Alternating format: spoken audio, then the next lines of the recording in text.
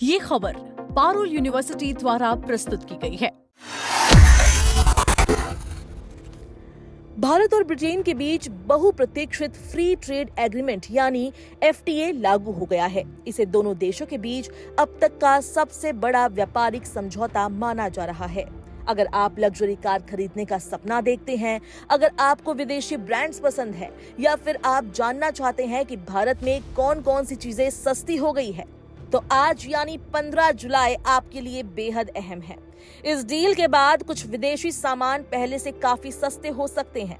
वहीं भारतीय कंपनियों के लिए भी ब्रिटेन का बाजार पहले से कहीं ज्यादा आसान होने वाला है। लेकिन आखिर FTA होता क्या है? इससे आपकी जेब पर क्या असर पड़ेगा? कौन कौन सी चीजें सस्ती होंगी और भारत को इससे क्या फायदा मिलेगा? आइए आसान भाषा में समझते हैं। सबसे पहले समझते हैं कि FTA यानी फ्री ट्रेड एग्रीमेंट क्या होता है। जब दो देश आपस में व्यापार बढ़ाने के लिए आयात और निर्यात पर लगने वाले टैक्स यानी टैरिफ को कम या खत्म करने का फैसला करते हैं, तो उसे फ्री ट्रेड एग्रीमेंट कहा जाता है। यानी दोनों देशों के बीच सामान खरीदना और बेचना आसान और सस्ता हो जाता है। भारत और ब्रिटेन के बीच लंबे समय से इस समझौते पर बातचीत चल रही थी और अब 15 जुलाई से ये आधिकारिक तौर पर लागू हो गया है।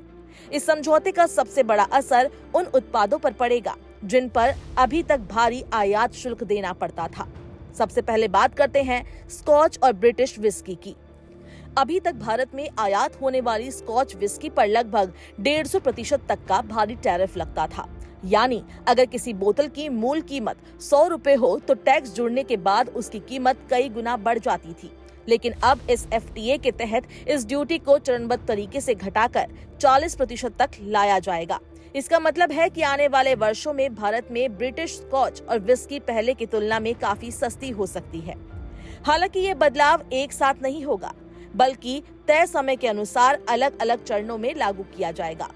अब बात करते हैं उस सेक्टर की जिसका इंतजार कार प्रेमी लंबे समय से कर रहे थे, लग्जरी कारें। इस समझौते के तहत ब्रिटेन से आने वाली कई प्रीमियम कारों पर लगने वाला आयात शुल्क भी कम किया जाएगा। कोटा व्यवस्था के तहत पहले साल कम ड्यूटी पर 20,000 कारों के आयात की अनुमति होगी। इसका फायदा Jaguar, land rover, Aston Martin, Rolls Royce और डिफेंडर जैसे ब्रिटिश ब्रांड को मिल सकता है। समझौते के अनुसार बड़ी इंजन क्षमता वाली कुछ कारों पर कस्टम ड्यूटी 110% से घटाकर 30% तक कर दी जाएगी।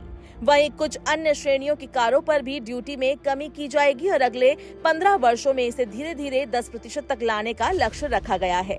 इसका असर ये होगा कि भविष्य में कई लग्जरी कारों की कीमतों में कमी देखने को मिल सकती है। अब बात करते हैं उन चीजों की जो आम लोगों के ज्यादा काम आती है। ब्रिटेन से आने वाली कई कॉस्मेटिक्स, ब्यूटी प्रोडक्ट्स और अन्य उपभोक्ता सामान भी इस समझौते से प्रभावित होंगे।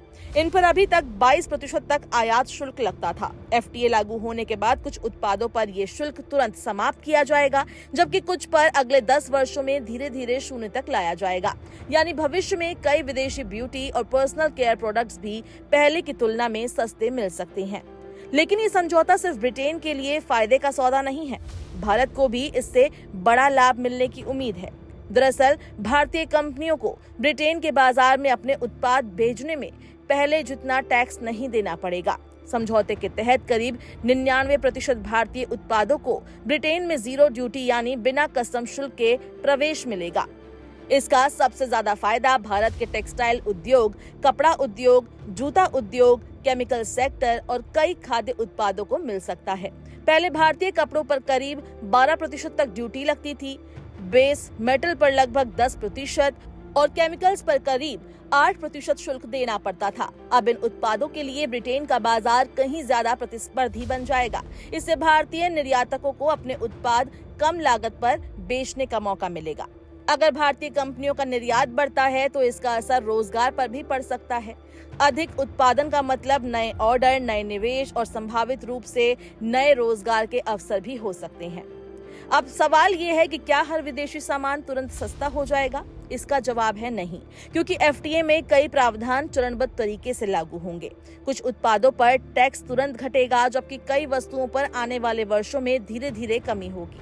इसके अलावा किसी उत्पाद की अंतिम कीमत सिर्फ आयात शुल्क से तय नहीं होती, उसमें परिवहन लागत, जीएसटी, डीलर मार्जिन, विनिमय दर और अन्य टैक्स भी शामिल होते हैं। इसलिए हर उत्पाद की कीमत में एक जैसी कमी देखने को नहीं मिलेगी। अब बात करते हैं अर्थव्यवस्था की। ब्रिटिश सरकार का अनुमान है कि इस समझौते से उसकी अर्थव्यवस्था में लगभग 4.8 अरब पाउंड की बढ़ोतरी हो सकती है। साथ ही वहां के लोगों की वास्तविक आय में लगभग 2.2 अरब पाउंड का इजाफा होने का अनुमान लगाया गया है। वहीं भारत के लिए ये समझौता निर्यात बढ़ाने, वैश्विक बाजार में प्रतिस्पर्धा मजबूत करने और व्यापारिक रिश्तों को नई ऊंचाई देने का अवसर माना जा रहा है। यही वजह है कि दोनों देश इसे ऐतिहासिक व्यापारिक समझौता बता रहे हैं।